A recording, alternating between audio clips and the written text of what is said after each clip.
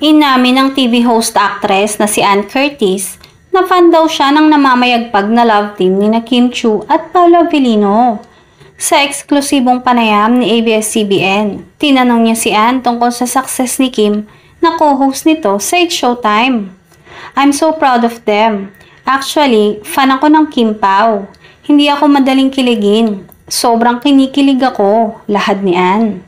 Pinanood ko yung a bits and piece of What's Wrong with Secretary Kim. Pero sa video pa lang nakita ko, kinikilig ako, promise. Dugtong pa ng aktres. Matatandaan kasing nakitaan ng chemistry sina Paolo at Kim simula nung gumanap sila sa TV series na Linlang. Nasundan pa nga ito ng isa pang proyekto sa ilalim naman ng View at ABS-CBN na iprinoduce ng Dreamscape Entertainment na pinamagatang What's Wrong with Secretary Kim. Newfound sister kung ilarawan ni Ann ang turing niya kay Kim.